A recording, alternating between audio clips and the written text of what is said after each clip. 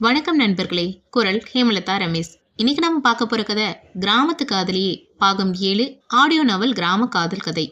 அவளை விரும்பித்தான் திருமணம் செய்து கொண்டேன் என்று உண்மையை அவளிடம் தெளிவாக சொல்லியிருந்தால் பின்னால் வரப்போகும் பிரச்சனையை தடுத்து இருக்கலாம் கதிர். கதிர் பவித்ராவின் கழுத்துல தாலி கட்டிட்டான். இத பிரியா எப்படி பார்க்க போறா, எப்படி ஃபேஸ் பண்ண போறா அப்படிங்கிறதான் இன்னைக்கு நம்ம கதையில பார்க்க போறோம். வாங்க கதைக்குள்ள போலாம். கீழே இருந்த தாலியை எடுத்து பவித்ராவின் கழுத்தில் கட்டினான் கதிர். சுற்றி நின்றிருந்த அனைவரும் ஒரு கணம் அப்படியே அதிர்ச்சியில் நின்றுவிட்டனர். பவித்ரா நடப்பதை அறிவதற்கு முன்பே கதிர் அவ கழுத்தில் 3 முடிச்சு போட்டு விட்டாள். கதிர் தாலியை கட்டி முடிக்கும் போது சரியாக பிரியா வந்தாள். அவள் வந்ததுமே கண்ட காட்சி கதிர் பவித்ரா கழுத்தில் தாலியை கட்டுவதுதான். இதை சற்றும் எதிர்பார்க்காத பிரியா கோபமாக சென்று பவித்ராவின் கன்னத்தில் அறைய கையோங்க கதிர் அவளின் கையை பிடித்து தடுத்தான். என் பொண்டாட்டிய அடிக்க நீ யாரு? என்னது உன் பொண்டாட்டியா? என்னை லவ் பண்ணிட்டு இவ கழுத்துல தாலியை கட்டி பொண்டாட்டின்னு சொல்லுவேன், நான் பார்த்துட்டு சும்மா இருக்கணுமா? நான் உனக்கு செட்டாக மாட்டேன். நல்லா யோசிச்சு தான் இந்த முடிவெடுத்தேன். உனக்கு ஏற்ற மாதிரி ஒரு பையனை பார்த்து கல்யாணம் பண்ணிக்கோ. என்னை மன்னிச்சிடு. அனாத நாயே, கூடவே இருந்து எனக்கே துரோகம் பண்ணிட்டல. அப்படி என்னத்தை காட்டி என் மாமனை மைக்கு உன் மடியில் போட்டுக்கிட்ட? பிரியா பேசியதை கேட்டு பரணிக்கு கோபம் தலைக்கு ஏறியது. இருந்தாலும் கதிர் பேசட்டும் என்று அமைதியாக இருந்தான். அக்கா, சத்தியமா எனக்கு எதுவும் தெரியாது. நான் எதுவும் பண்ணவில்லை. சும்மா நடிக்காதடி. உனக்கு வளைச்சு போட வேற எவனும் கிடைக்கலையா? கதிர் நல்லா படிச்சவன், வெளிநாட்டில் சம்பாதிக்கிறான்னு பிளான் பண்ணி தாண்டி நீ எல்லாம் பண்ணியிருக்க. அம்மா அப்பா இருந்து வளர்த்துருந்தா ஒழுக்கம் இருந்திருக்கும். யாரும் இல்லாத அனாதை தானே, அதனால இங்கேயே அண்டிக்கலான்னு திட்டம் போட்டு செஞ்சுட்டல்ல. வேலைக்கு போனியே, அங்கே எவனும் மாட்டலையா? இல்லை 50 100 மட்டும் கொடுத்துட்டு போனாங்களா? அடுத்த வார்த்தை பேசும் முன் கன்னத்தில் பலார் என்று பிரியாவுக்கு அறை விழுந்தது. பிரியாவின் தந்தை தான் அறிந்திருந்தார். நானும் போனா போதுன்னு பொறுமையா இருந்தா என்ன உன் இஷ்டத்துக்கு பேசிட்டு இருக்க? படிச்ச பொண்ணு மாதிரியா பேசுற? அவளும் உனக்கு தங்கச்சி மாதிரி தானே. இப்படியெல்லாம் பேச உனக்கு எப்படி மனசு வருது? உன்னை சொல்லி தப்பில்ல, எல்லாம் என்ன சொல்லணும். சின்ன வயசுல இருந்து உனக்கு செல்லம் கொடுத்து வளர்த்தது எவ்வளோ பெரிய தப்புன்னு இப்போ புரிய வச்சுட்ட. பவித்ரா தான் கதிரோட பொண்டாட்டி. அது கடவுள் முடிவு பண்ணது. நீயோ நானோ இங்க யாரை நினைச்சாலும் அதை மாற்ற முடியாது. இனிமே உனக்கு இங்க எந்த வேலையும் கிடையாது. மரியாதையா வா என்று சொல்லி பிரியாவை தரதரவென்று இழுத்து கொண்டு சென்றார். வேணி இடிந்து போய் நின்றிருந்தாள். அம்மா, என்னை மன்னிச்சிடுங்க. உங்களையெல்லாம் கேட்காம நான் இப்படி பண்ணினது தப்பு தான். இனிமே நீ எனக்கு பிள்ளையும் இல்லை, நான் உனக்கு அம்மாவும் இல்லை. உன்னை கஷ்டப்பட்டு படிக்க வச்சு உனக்கு எப்படியெல்லாம் கல்யாணம் பண்ணணும்னு கனவு கண்டிருந்தேன். எல்லாத்துலேயும் மண்ணலி போட்டுட்டியே என்று அழுதாள். அடியே, உன்னை வீட்டில் சேர்த்து உனக்கு 3 வேளை சோறு போட்டு வளர்த்ததுக்கு எங்களுக்கு ரொம்ப நல்லது செஞ்சுட்ட.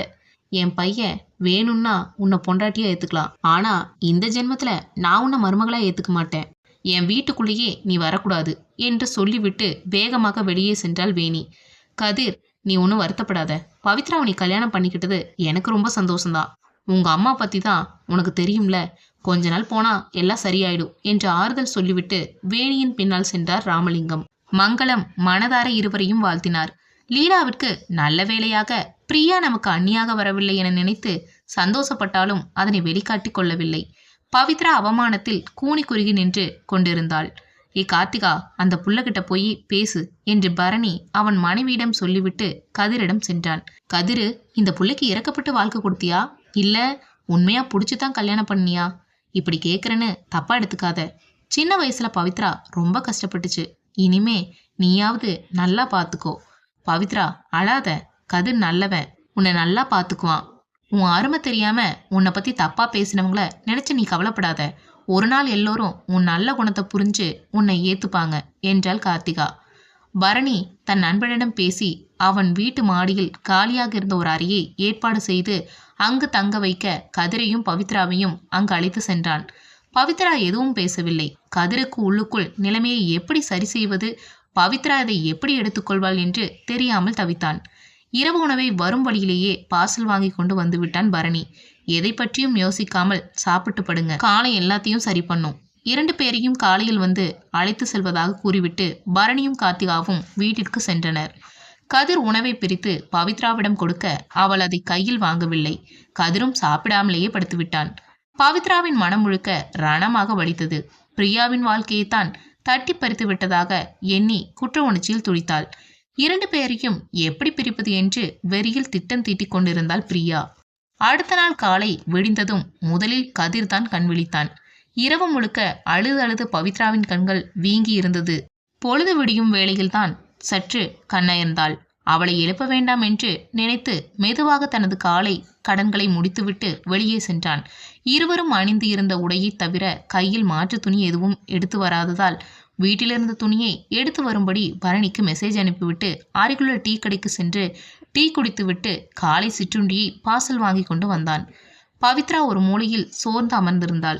அவளுக்கு பல் விளக்குவதற்கான பேஸ்ட் பிரஷ் மற்றும் குளியலுக்கு சோப்பு கடையிலிருந்து வாங்கி வந்திருந்தான். அதை எடுத்து அவள் கையில் கொடுத்தான். அந்த அறையில் அட்டாச் பாத்ரூம் இருந்ததால் சௌகரியமாக இருந்தது. பவித்ரா எதுவும் பேசாமல் கதிரிடமிருந்து பேஸ்ட் பிரஷ் வாங்கி கொண்டு குளியல் அறையில் புகுந்தாள். 10 நிமிடத்தில் பரணி வந்தான். அவன் வண்டியில் இருந்து சில பொருட்களை வீட்டிற்குள் இறக்கினான். அண்ணா, என்னது இதெல்லாம்? எதுக்கு இதெல்லாம் வாங்கிட்டு வந்திருக்க? உங்களுக்கு இப்போதைக்கு சமைக்க படுக்க இங்கே பொருள் எதுவும் இல்லை. அம்மா ரொம்ப கோவமா இருக்காங்க. இப்போ நீங்கள் வீட்டுக்கு வந்தீங்கன்னா கண்டிப்பாக ஏதாவது பேசி பவித்ராவை இங்கே இருக்கிறதா நல்லதுன்னு அப்பா தான் இதெல்லாம் வாங்கி கொடுத்துட்டு வர சொன்னார். ஆமாம், பவித்ரா எங்க? பாத்ரூமில் இருக்கா. உனக்கு என் மேலே எந்த வருத்தமும் இல்லையண்ணா? என்னடா கதிரு இப்படி கேட்குற? நீ என் தம்பிடா. நீ எது செஞ்சாலும் சரியாக தான் இருக்கும். அது மட்டும் இல்லை, பவித்ரா உன் அளவுக்கு படிக்கலைனாலும் குணத்தில் தங்கம். நீ பிரியாவை கல்யாணம் பண்ணியிருந்தா கூட இவ்வளவு சந்தோஷப்பட்டு இருக்க மாட்டேன். பவித்ராவுக்கு இதில் வருத்தம் எதுவும் இல்லையே? எனக்கு தெரியலண்ணா. நேற்றுலேருந்து இன்னும் 2 பேரும் பேசிக்கல. சரி சரி, எல்லாம் போக போக சரியாயிடும். பாத்ரூம்ல இருந்து வெளியே வந்த பவித்ரா பரணியை கண்டதும் வாங்க என்று குரலில் சுரத்து இல்லாமல் அழைத்தாள்.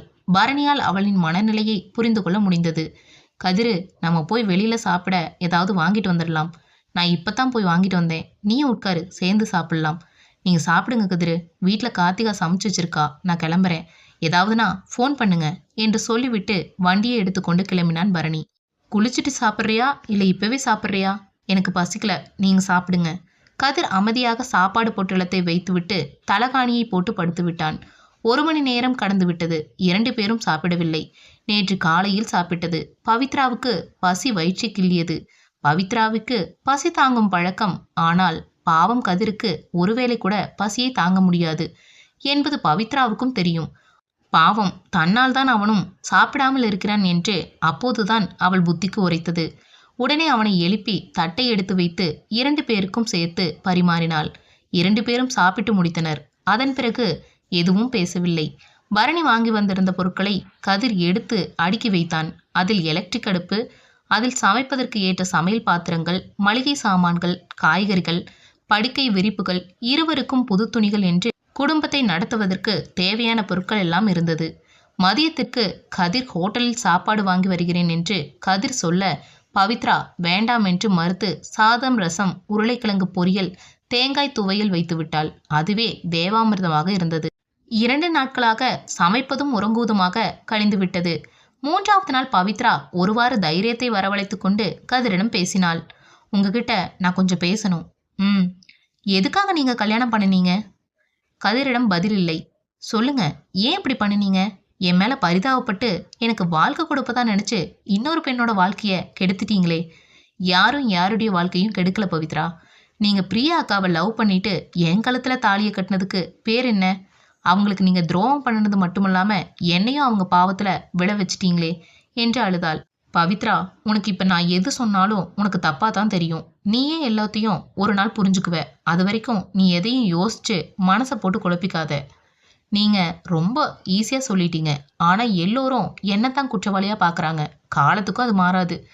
நீங்க மற்றவங்கள பத்தி யோசிக்காம இனிமேலாவது உனக்காக வாழு என்று சொல்லிவிட்டு உறங்கிவிட்டான் கதிர். இன்றே அவளை விரும்பித்தான் திருமணம் செய்து கொண்டேன் என்று உண்மையை அவளிடம் தெளிவாக சொல்லியிருந்தால் பின்னாளில் வரப்போகும் பிரச்சனையை தடுத்திருக்கலாம்.